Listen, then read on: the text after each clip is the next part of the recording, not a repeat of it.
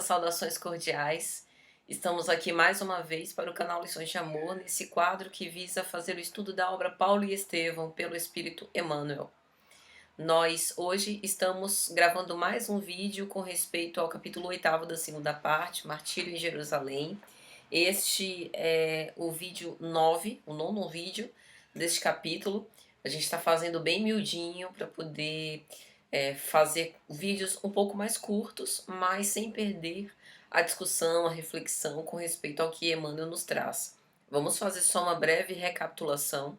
No vídeo anterior, nós vimos que chegou a Paulo de Tarso a notícia de que estava tudo assentado para que ele fosse crucificado em Jerusalém, exatamente no mesmo lugar do Monte das Caveiras, né, onde o Cristo morreu. E repetindo, portanto, o drama do Calvário. Ele tem uma conversa com Lucas, né? E no trecho dessa conversa, que é reportada por Emmanuel na obra, Emmanuel vai dizer o seguinte, que Paulo decide apelar para César, que ele não quer morrer crucificado. Ele acha isso um tremendo absurdo. E Lucas, assim como a maioria de nós, não compreende bem esse posicionamento do apóstolo. Estaria Paulo fugindo do testemunho? E Lucas exterioriza isso, né, embora de uma forma um pouco mais sutil, dizendo: Jesus não recorreu para as altas autoridades, porque Paulo pretendia apelar para César, e eu receio também que os discípulos, os outros cristãos, não saibam interpretar a tua atitude como convém. Ou seja, todo mundo vai achar que você está fugindo do testemunho. Isso não te incomoda, né? E aí a resposta que Paulo dá é uma resposta que nos causa reflexões profundas. Ele diz: discordo de ti. Se as comunidades cristãs não puderem compreender a minha resolução, eu prefiro passar a seus olhos como pedante e desatento nesta hora singular de minha vida. Veja só, a gente aqui não está falando de qualquer cristão. A gente está falando de Paulo de Tarso, que já tinha passado pelas prisões, pelos apedrejamentos, pelas perseguições, pelas fugas, pelo fato de dormir ao relento, né? Que já sofreu bastonadas, flagelações por conta da perseguição dos judeus do Sinédrio. Então a gente não está falando de qualquer um. E o fato dele dizer que se as comunidades não compreenderem a resolução, né, por ele tudo bem, ele prefere passar com essa imagem perante os homens. Há uma visão superficial, a gente poderia até entender assim, mas será que ele está pouco se importando para a opinião alheia, né? Será que isso daqui não é um pouco de arrogância? E aí a gente entende no continuar, né, dessa fala que não é bem isso, né? Na verdade, a percepção paulina era uma percepção que não se podia alcançar através de uma leitura superficial. Então Paulo vai continuar dizendo o seguinte: eu sou pecador e devo desprezar o elogio dos homens.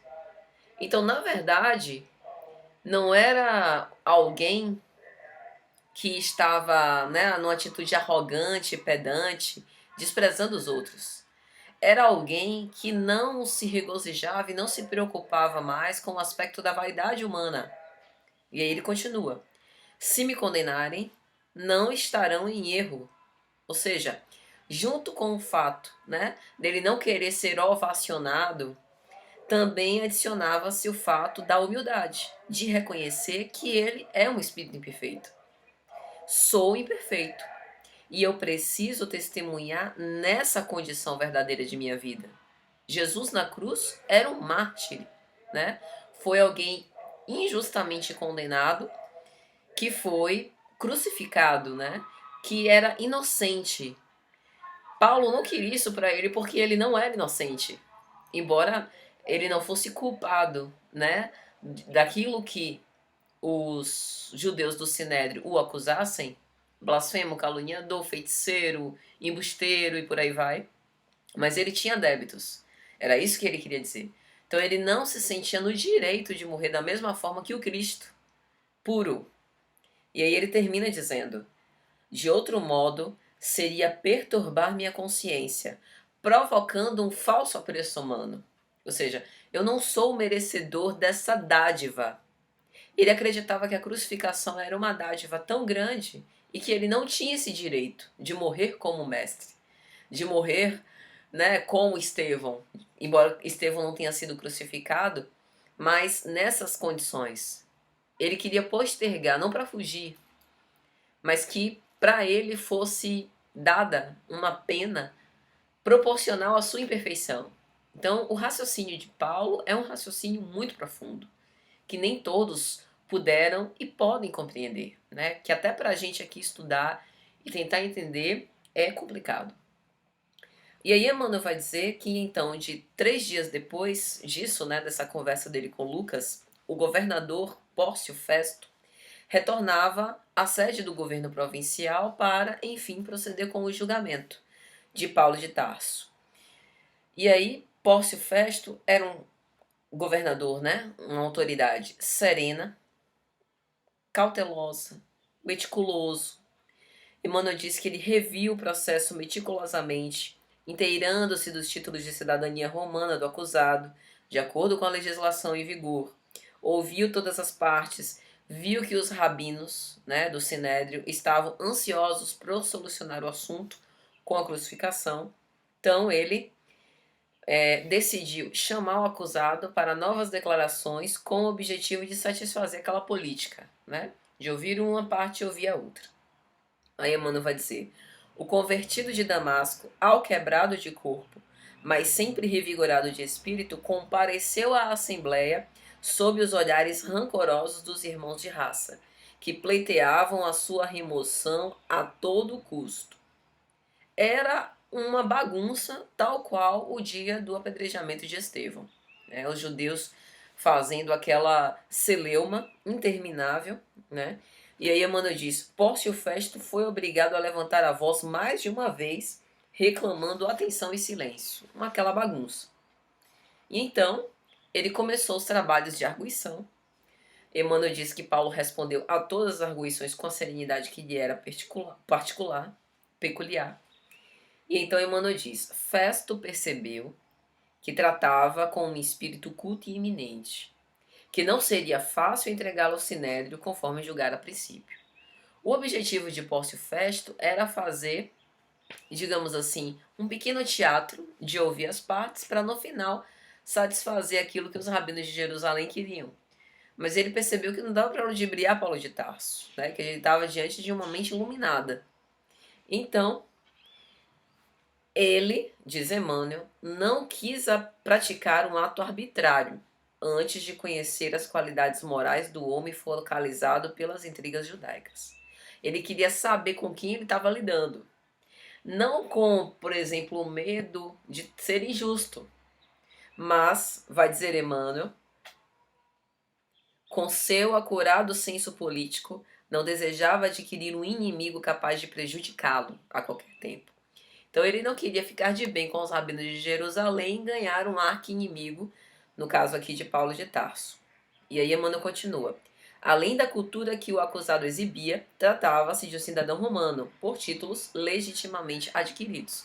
Então ele não poderia ser tratado de qualquer jeito. Pórcio Festo estava consciente de tudo isso. E então, de uma forma inesperada, Pórcio Festo vira-se a Paulo de Tarso e pergunta se ele consente voltar a Jerusalém. E aí Paulo aproveita para dar uma lição de moral. Senhor governador, como sabeis, a ninguém ofendi. A minha prisão derivou tão só de intrigas religiosas de Jerusalém. Se eu pratiquei algum ato indigno, peço eu mesmo a sentença de morte. Ora, para um acusado dizer isso é porque ele tem certeza da sua inocência. Convocado a novo julgamento, eu acreditei que tivesseis, referindo-se a Pórcio Festo, a coragem necessária para romper com as aspirações inferiores do sinédrio, fazendo justiça à vossa longanimidade de administrador consciencioso e reto. Ele puxava Pórcio Festo para um exame de consciência. Reconhecendo essa valiosa circunstância e invocando os meus títulos, referindo-se aos títulos de cidadão romano, embora creia sinceramente nas vossas deliberações sábias e justas, eu apelo para César.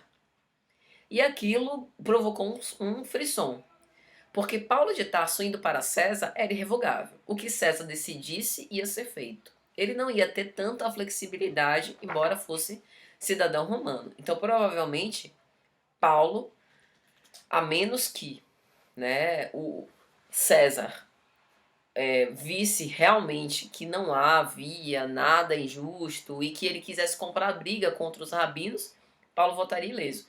Mas o mais provável é que Paulo voltaria morto, né? Ou melhor, não voltaria. Mas, sem sombra de dúvida, ele tinha apelado para a mais alta autoridade romana. Então ele ia calar a boca de todo mundo, né? E aí o que acontece? As pessoas se dividiram. Os judeus ficaram pirados com essa história. Porque conchavo político e negociação, no nível de Pórcio Festo ainda era possível fazer. Com César, como é que você vai subornar, né, fazer conchavos? Não dá. Além disso, os cristãos também se dividiram, né? Emmanuel diz o seguinte: os representantes do judaísmo discutiam acaloradamente entre si. Alguns cristãos mais apressados comentavam desfavoravelmente a atitude do apóstolo, exatamente como Lucas havia dito, apreciando-a superficialmente como se constituísse uma negação do testemunho. Então, os judeus queriam flagelá-lo, fazer alguma coisa para não deixar ele sair dali.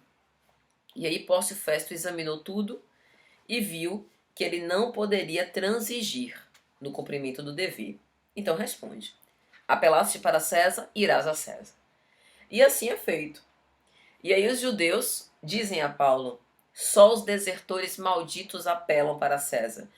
Porque Paulo também era judeu, né? Veja a descendência dele, né? Hebreu, foi doutor da lei, né? Letrado, fazia parte até bem pouco tempo atrás, né? Ali daquele corpo do Sinédrio, e depois se converte ao cristianismo. Então, isso aumentava a raiva por conta dos fariseus. Vai-te para os gentios, então, indigno e trujão, disseram os judeus. E assim, Paulo vai a César, que é o que a gente vai ver no próximo vídeo. A gente está diante de uma personagem que não tinha o que temer, né? Ele não temia os homens. Era temente a Deus, no sentido de cumprir, né? Cumprir a lei de Deus e ir até as últimas circunstâncias. Ele não tinha medo. E a figura de Paulo nos dá muita força para a gente recorrer aos nossos recursos internos para vencer as provas que nos são impostas, né? Manter essa coragem íntima de prosseguir sempre. Então é isso, meus amigos. Até a próxima, se Jesus permitir.